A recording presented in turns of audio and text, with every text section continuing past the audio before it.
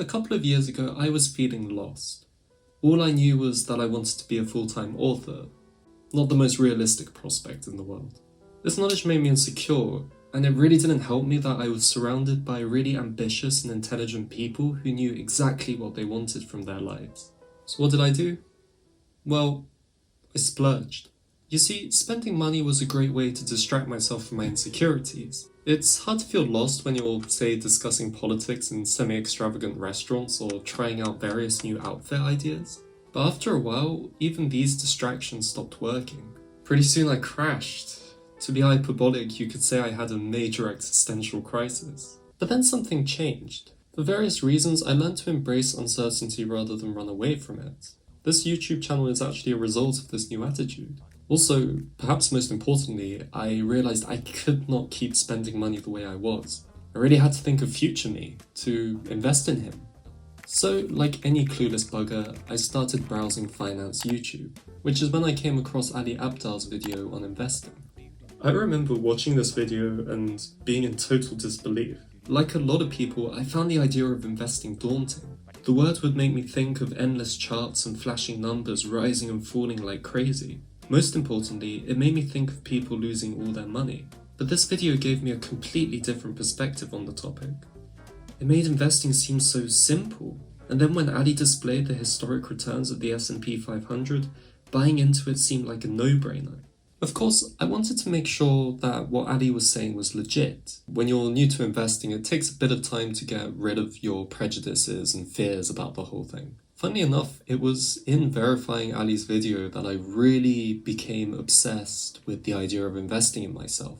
I read book after book, watched video after video, and hours later, and after making sure I had a sufficient emergency fund, I finally opened my current investing account on Vanguard. There was just one thing though. My enthusiasm wore off. Quickly. You see, the world of investment I'd entered didn't stop at the financial stuff. A lot of videos I watched emphasized the idea of investing in yourself, mainly through upskilling. Investing in yourself means taking time and money to develop your skills and learn new skills like selling, like content creation, like money management, things that you want to hone or skills that you want to hone but you don't know how to. Gradually, I realized that just investing in index funds wasn't a sufficient investment into the future me. This feeling was confirmed when I watched Sasha Jansen's aptly named video, Investing in Index Funds Won't Make You Rich. I remember before clicking on this video just looking at the title thinking, oh no. Because Sasha confirmed here what every YouTuber I'd been watching said. If you're not making much money, you'll be investing less in index funds, which means lower returns. In other words, no rich person got rich by simply investing in index funds. They got rich by setting up their own funds and businesses or by climbing the corporate ladder. To be honest, this revelation made me feel pretty downbeat. It had been a huge step for me just to get my financial life together. To think I had to take yet another huge step to ensure what was best for future me was daunting, to say the least. But then I remembered my pledge to embrace uncertainty, to take risks while I still didn't have that many responsibilities as a young person. I was ready to try loads of new things to see what stuck. In Mr. Gary V's words, to eat shit constantly. So I watched the videos in a new light. I bought into the idea of investing in the S&P 500. I bought online courses to learn essential skills and treated the laptop I edited this video on, along with my tripod and mic, as investments. I kept writing too, since becoming an author is still my ultimate dream. Even my present job outside YouTube is the result of me wanting to learn more people skills. As the title of this video implies, there was a hidden cost to all this. But why? I mean, it looks like I went from a financially irresponsible train wreck to a financially savvy, motivated adult. And that would be mostly correct. All the books and videos I've mentioned up to this point have been crucial in getting me to this point. But there's always something important to keep in mind during this process. It's very easy to lose your present when you're so busy investing in your future. I really notice this sometimes when I'm totally dedicated to a video I'm making or a story I'm writing. Only a couple weeks ago, I was calling a friend and I was really shocked at how I wasn't really able to say what I'd been doing over the last 2 weeks. I guess I could have gone into the details of my editing and writing processes, but something tells me that wouldn't have been the most interesting conversation in the world. This tension between present you and future you makes sense when you think about what investing in yourself implies. It's like any other investment. Hopefully your financial investments and upskilling today will accumulate benefits for future you.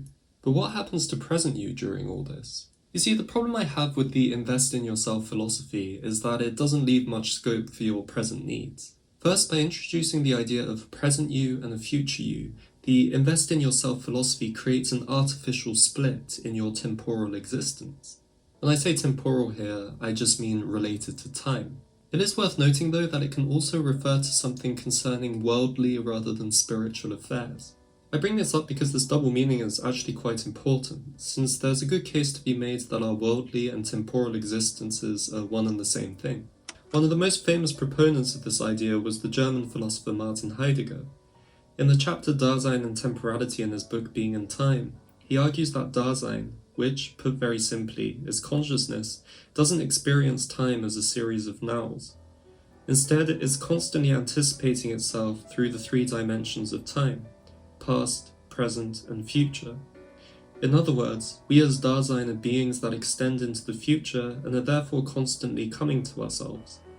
But when we anticipate our future selves, we also encounter the weight of our past. For example, if, like me, you anticipate at some point that you need to start being financially responsible, you're anticipating yourself as a financially responsible being in the future.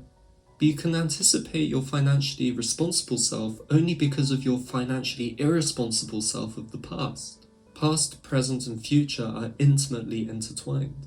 But stopping the past from affecting our future negatively isn't easy. Emotions like regret, for example, can have a big effect on what we choose to do. So how do we stop the past from affecting our desired mode of self-anticipation? Well, this is where Heidegger's concept of resoluteness comes into play. Heidegger argues that if we're resolute in the face of what's happened in the past, we can freely seize our present while anticipating our future.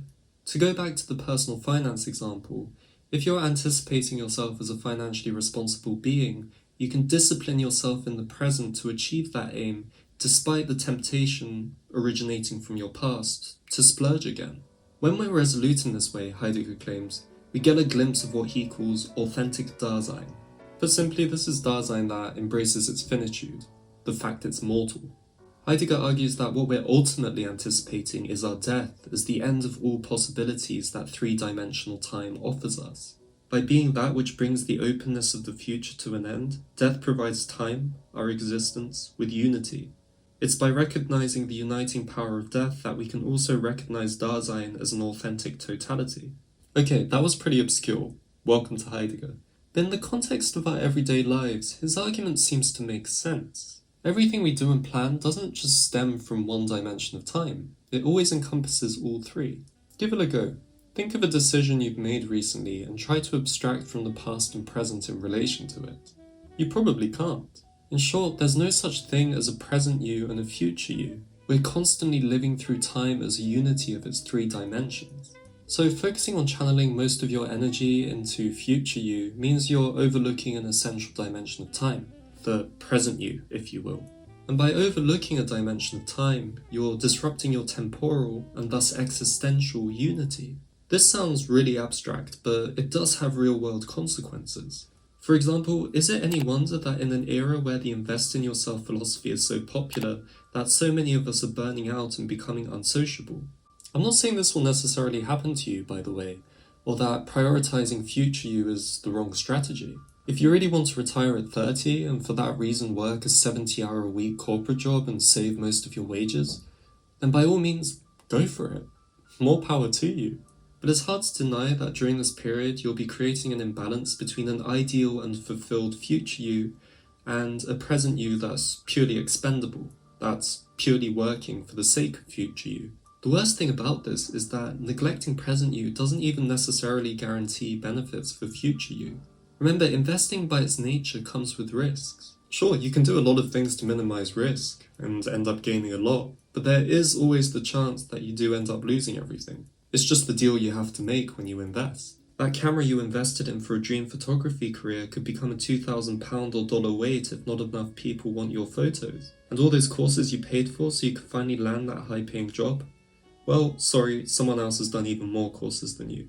In these situations, you might have spent days, months, even years toiling away at a failed side gig, or courses that failed to bring future you the benefits they promise. By anticipating a future for which you're willing to expend present you risk destroying both, only in different ways. Present you gets destroyed by becoming expendable, and future you gets destroyed by not gaining the advantages promised to it. Of course, there's an alternative way of looking at these things. Even if your photography career doesn't take off, the camera might provide you with a way of expressing yourself through that medium. And even if upskilling through courses doesn't land you that dream job, maybe the act of learning was valuable enough in itself to have been worth it. But if you're thinking like that, you're thinking more in terms of three-dimensional time rather than that artificial present-future time. You're looking at photography and learning as things valuable in themselves, not as things that might benefit you somehow in the future. Present you doesn't have to work for future you like some overworked labourer. Each dimension of time is as important as the other. But all too often, we often forget to think like this because the invest in yourself philosophy is taken all too literally. By this I mean it replaces your holistic temporal existence with the logic of actual investment.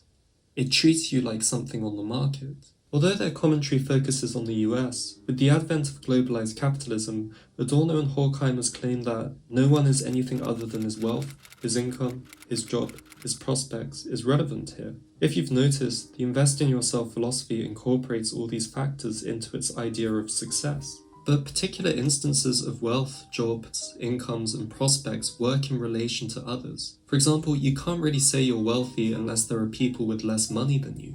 So in this way, these factors are a bit like shares, which ride high or flatline in relation to others. So if, on an existential level, we are our wealth, income, jobs, and prospects, then, according to Horkheimer and Adorno, people judge their own selves by their market value and find out who they are from how they fare in the capitalist economy.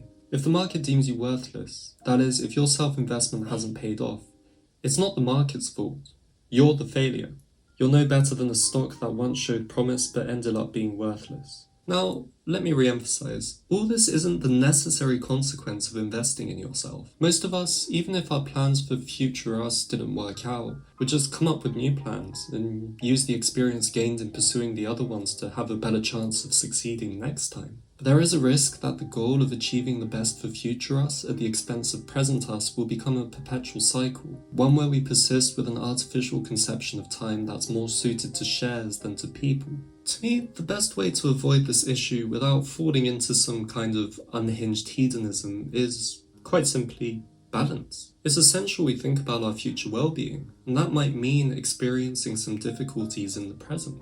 I mean, a future me that can speak fluent German is no doubt better than the present me that can't. But holy crap, is learning German a pain for present me. And when you could be making so much more for future, probably retired you on the stock market, rather than in regular savings account, why wouldn't you invest sensibly?